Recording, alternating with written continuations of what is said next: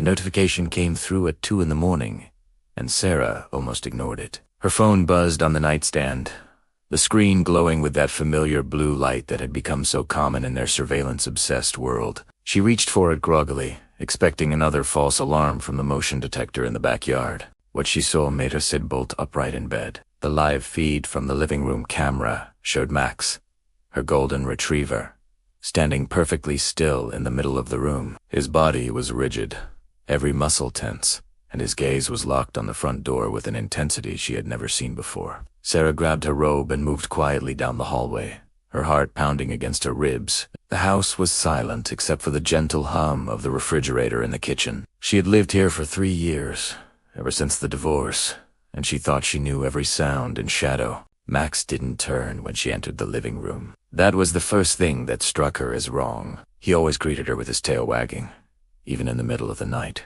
But now he stood frozen, his ears pinned back against his head, a low growl rumbling in his chest. She followed his gaze to the door. Nothing seemed out of place. The deadbolt was engaged, the chain lock secure. Through the small window beside the door frame, she could see the empty street bathed in the orange glow of streetlights. Everything looked normal, peaceful, even. But Max knew something she didn't. Dogs had senses beyond human comprehension. Everyone knew that. They could hear frequencies that escaped human ears, smelled things from miles away, and some people believed they could even sense things that existed beyond the physical world. Sarah checked the camera footage on her phone, rewinding to see when Max's behavior had started. The timestamp showed it had begun exactly at midnight. In the video, Max had been sleeping on his bed in the corner when suddenly his head snapped up. He stared at the door for a moment before slowly rising to his feet. The recording showed him approaching the door cautiously, his nose working overtime as he sniffed the air. Then he stopped dead in his tracks, about 5 feet from the entrance, and took up that rigid stance. He had been standing there for 2 hours straight, unmoving. Sarah felt a chill run down her spine despite the warmth of her robe. She walked to the door and pressed her ear against the wood, listening intently. Nothing but the distant sound of a car passing several streets away. She reached for the doorknob, but Max's growl intensified into something almost desperate. She pulled her hand back. Whatever Max sensed, whatever had triggered this behavior, it wasn't something he wanted her to investigate. She had read stories about dogs protecting their owners from invisible threats, about their uncanny ability to detect danger before it manifested. The next morning, Sarah called her neighbor Mrs. Chun, an elderly woman who had lived on the street for 40 years. If anyone knew about strange occurrences in the neighborhood, it would be her. Mrs. Chun listened patiently as Sarah described Max's behavior, the 2-hour vigil at the door. Mrs. Chun was quiet for a long moment before she spoke. She told Sarah that the house had a history, something the previous owners had never disclosed. 20 years ago, a woman who lived there had disappeared without a trace. She had last been seen entering her home late one night, and by morning, she was gone. The police had investigated thoroughly but found nothing. No signs of struggle, no forced entry, nothing missing except the woman herself. The case had gone cold, filed away with dozens of other unsolved mysteries. The house had changed hands several times since then, each owner staying only a year or two. Sarah felt her mouth go dry. She had bought the house from a couple who claimed they were relocating for work, but now she wondered if there had been other reasons. She thanked Mrs. Chun and hung up, her mind racing with possibilities she didn't want to consider. That night, she set up her laptop in the living room to monitor the camera feed in real time. Max had been nervous all day, staying close to her, occasionally glancing at the door with that same intense focus. As the sun set and darkness crept through the windows, she felt the atmosphere in the house change. The temperature seemed to drop several degrees, though the thermostat showed no change. The air felt heavier somehow, pressing against her skin like an invisible weight. Max abandoned his dinner bowl and took up his position again, staring at the door with those alert, knowing eyes. Sarah watched the camera feed on her laptop while simultaneously looking at the actual door. She wanted to see if there was any difference between what the camera captured and what her eyes could perceive. For an hour, nothing happened. The street outside remained quiet, the house still. Then, at exactly midnight, Max's entire body went rigid. Sarah looked at the laptop screen and gasped. In the camera feed, there was something at the door. A shadow, darker than the surrounding darkness, seemed to press against the wood from the outside. It had no definable shape, but radiated a presence that made her stomach turn. She looked up at the actual door. Nothing. Just the white painted wood with its brass fixtures. But on the screen, the shadow grew more defined, taking on a vaguely human form. It seemed to be reaching for the doorknob, though no physical hand was visible. Max's growl became a series of sharp, warning barks. Sarah had never heard him sound so aggressive, so protective. The shadow on the screen recoiled slightly, as if responding to the sound. Then it began to move, not away from the door but along its surface, as if searching for another way in. Sarah's hands trembled as she reached for her phone to call the police. But what would she tell them? That her dog was barking at nothing, that her security camera was showing a shadow that wasn't really there. They would think she was crazy, and maybe she was. The shadow on the screen found the window beside the door. Sarah watched in horror as it seemed to press against the glass, and for a moment, she could make out features. Eyes, hollow and dark. A mouth, open as if trying to speak or scream. Hands, pressing against the barrier between outside and in. Max's barking reached a fever pitch. He lunged at the door, but stopped short, as if hitting an invisible wall. The shadow pulled back suddenly, and then it was gone. The camera feed showed nothing but the empty porch and the quiet street beyond. Sarah sat in stunned silence, her heart racing so fast she thought she might be sick. Max slowly relaxed, his barking subsiding into nervous whimpers. He looked back at her, and in his eyes, she saw not just animal instinct, but something deeper. Recognition. Understanding. He knew what had just happened, and he knew she had seen it too. She spent the rest of the night researching the house's history, diving deep into local news archives and property records. What she found made her question everything she thought she knew about reality. The woman who had disappeared wasn't the first.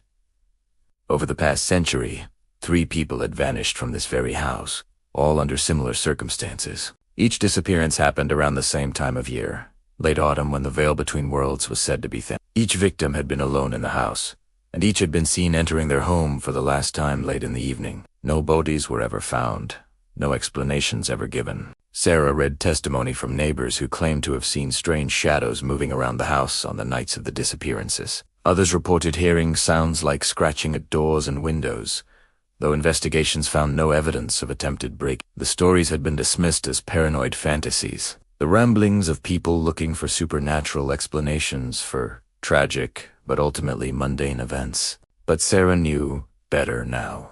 She had seen the shadow with her own eyes, captured on digital film. Max had sensed it before it appeared, had stood guard against something that existed beyond normal perception. The question now was what to do with this knowledge. As dawn broke, Sarah made a decision. She couldn't stay in this house, not knowing what lurked beyond that door when midnight came. But she also couldn't just leave without warning the next potential resident. She called a local paranormal investigation team, people who would at least listen to her story without immediately dismissing it. They arrived that afternoon, a team of 4 with equipment that looked both scientific and mystical. They set up cameras throughout the house, placed electromagnetic field detectors in every corner, and brought out devices Sarah had never seen before. Max watched them work, his demeanor calm but alert, as if he approved of their presence. The lead investigator, a woman named Dr. Elena Martinez, listened intently as Sarah recounted everything that had happened. She watched the camera footage, her expression growing more serious with each passing moment. When the video reached the part where the shadow appeared, she paused it and leaned in closer, studying every pixel. Dr. Martinez explained that what they were dealing with was likely a residual haunting, an imprint of traumatic energy that played out repeatedly like a recording. But the interactive nature of what Sarah had experienced, the way the shadow had responded to Max's barking, suggested something more conscious, something that was aware and actively trying to enter the house. The team decided to conduct a vigil that night, to document whatever phenomenon was occurring and hopefully find a way to neutralize it. Saru agreed, though every instinct told her to pack her bags and never look back. Max stayed close to her as the investigators prepared, occasionally glancing at the door with that knowing look. As evening fell, the team positioned themselves throughout the house. Sarah sat in the living room with Dr. Martinez and another investigator named James. Max took up his usual position, and Sarah could feel the tension building as midnight approached. The temperature began to drop again, just as it had the previous night. The electromagnetic field detectors started going crazy at 11:55. The needles swung wildly, and the devices emitted high-pitched beeps that set everyone on edge. Max's ears perked up, and he began that low, rumbling growl. Dr. Martinez held up a thermal imaging camera, scanning the room for any temperature anomalies. At exactly midnight, everything happened at once. The temperature plummeted so drastically that Sarah could see her breath misting in the air. Every device the team had set up activated simultaneously, their alarms creating a cacophony of sound. And on every camera screen, the shadow appeared at the door. But this time Sarah could see it with her naked eyes. A dark shape, human-sized but wrong in its proportions, pressed against the door from the outside. It moved in ways that defied physics, rippling like water while maintaining a solid form. Max erupted into fierce barking, positioning himself between Sarah and the door. Dr. Martinez began speaking in a calm but firm voice, addressing the entity directly. She told it that this was not its place, that it needed to move on from whatever kept it tethered to this location. The shadow seemed to pulse in response, and for a moment, Sarah thought she heard a voice, faint and distorted, coming from everywhere and nowhere at once. The voice was pleading, desperate. It spoke of being trapped, of searching for a way home, of reaching out to anyone who might hear. It wasn't trying to harm anyone, it explained, but to find help. The woman who had disappeared 20 years ago, the others before her, they hadn't been taken by this entity. They had tried to help it, had opened the door, and been pulled into whatever void existed on the other side. Sarah felt a wave of conflicting emotions. Fear, yes, but also pity. This thing, whatever it was, had been suffering for who knew how long, reaching out night after night, year after year, trying to find someone who could understand its plight. But its very nature made it dangerous, a doorway to somewhere humans were never meant to go. Dr. Martinez continued her dialogue with the entity, trying to understand its origins and what it needed. Through a series of questions and responses, they learned that it had once been human, a person who had died in this very house over 100 years ago. But something had gone wrong in the transition from life to death, and instead of moving on, it had become stuck between worlds. The disappearances had been accidents, the entity explained. It had tried to communicate, to ask for help, but his very presence was so overwhelming that those who opened the door to it were pulled into its reality. It didn't want to hurt anyone, but it was so desperate to escape its prison that it couldn't control what happened when contact was made. James, the other investigator, asked if there was a way to help it cross over properly, to complete whatever transition had been interrupted. The shadow pulsed again, and through the static-filled voice, they heard something that might have been hope. There was a way, it said, but it required someone to act as a bridge, to willingly open themselves to its presence while remaining grounded in the physical world. The risk was enormous. Whoever served as this bridge might end up trapped just like the others. But there was also a chance to free this tortured soul and protect future residents of the house from the same fate. Dr. Martinez looked at her team, at Sarah, and then at Max, who had stopped barking and was now sitting attentively, as if waiting for what would come next. Sarah found herself speaking before she fully processed what she was saying. She volunteered to be the bridge. This was her house, her responsibility, and she couldn't live with herself knowing she had left this problem for someone else. Dr. Martinez tried to talk her out of it, explaining the dangers in detail, but Sarah's mind was made up. They spent the next hour preparing, creating what Dr. Martinez called a spiritual anchor. Salt lines were drawn around Sarah's position, candles were lit in specific patterns, and protective symbols were painted on her skin with blessed water. Max was brought to her side, his presence serving as an additional tether to the physical world. Dr. Martinez explained the process. Sarah would need to open herself to the entity's presence, to allow it to touch her consciousness while maintaining her sense of self. The team would be monitoring her vital signs and would pull her back if things went wrong. The goal was to understand what the entity needed to move on and to facilitate that transition. As midnight approached again, Sarah positioned herself in front of the door. Max pressed against her leg, his warmth reassuring. She could feel her heart pounding, adrenaline coursing through her veins. The shadow appeared on schedule, pressing against the door with that same desperate urgency. Sarah took a deep breath and opened herself up, lowering the mental barriers that kept her separate from the entity. The sensation was immediate and overwhelming. She felt herself pulled in two directions at once.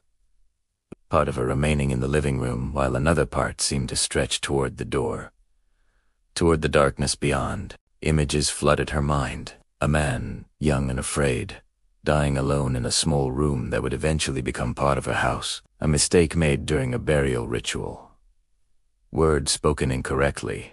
Symbols drawn backward. A soul trapped between worlds, unable to move forward or back, existing in a state of constant limbo and suffering. She saw the years passing, the entity's confusion and desperation growing. It reached out to the living, trying to communicate, but its very nature terrified them. Some ran, some tried to fight, and some, driven by compassion or curiosity, opened the door and were lost to the void. Each disappearance added to the entity's guilt and torment. Through the connection, Sarah understood what needed to happen. The burial ritual that had gone wrong needed to be completed correctly. Someone needed to speak the proper words, to trace the correct symbols, to guide the soul to where it should have gone so long ago. And that someone was her.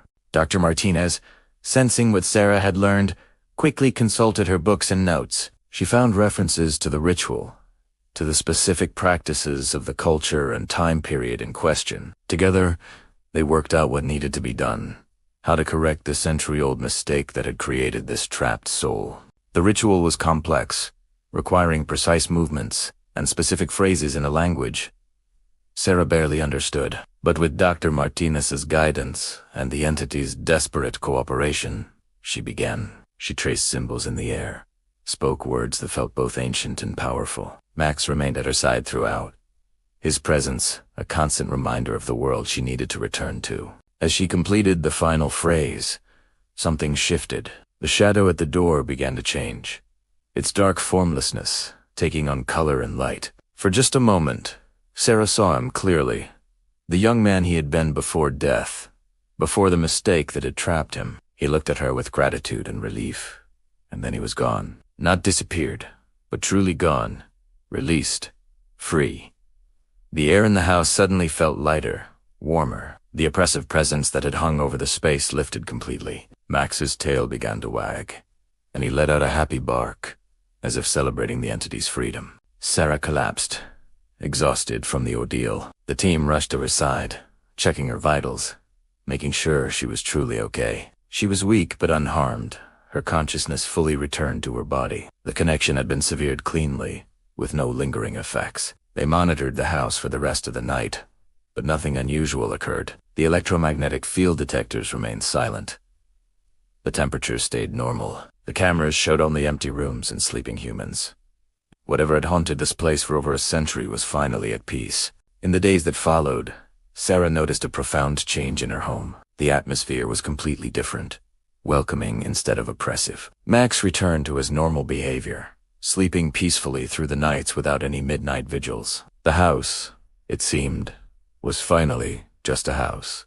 Sarah kept the camera system active, but the footage showed nothing but ordinary life. No shadows at the door, no unexplained phenomena. She reached out to Mrs. Chun and shared what had happened, leaving out the more unbelievable details. The elderly woman listened and smiled, saying she had always hoped someone would help that poor soul find peace. Dr. Martinez's team published their findings in a paranormal research journal, presenting the case as one of the most well-documented examples of a successful spiritual intervention. They changed names and specific details to protect Sarah's privacy, but the core story remained. A trapped soul, a brave woman, and a loyal dog who had known something was wrong and had tried to protect his human until help could arrive. Sarah decided to stay in the house. It was truly hers now, free of the dark history that had plagued it for so long. She felt a strange pride in what she had accomplished, in her willingness to face the unknown in order to help someone, even if that someone was no longer living in the traditional sense.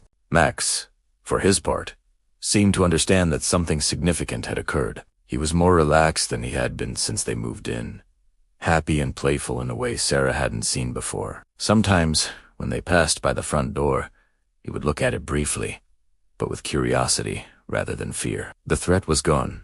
Anne, Italiano. Sarah often thought about that night, about the risk she had taken, and the outcome that had resulted. She had stared into the darkness beyond the door, had touched something that existed outside normal human experience, and had come back changed but unharmed. It gave her a new perspective on reality, on the mysteries that lurked at the edges of everyday life. The house stood quietly on its street, looking no different from any other home in the neighborhood. But Sarah knew its true story, knew what had happened within its walls, and what she had done to set things right. And every night, when she locked the front door and headed to bed, she did so with confidence, knowing that nothing waited on the other side, trying to find a way in.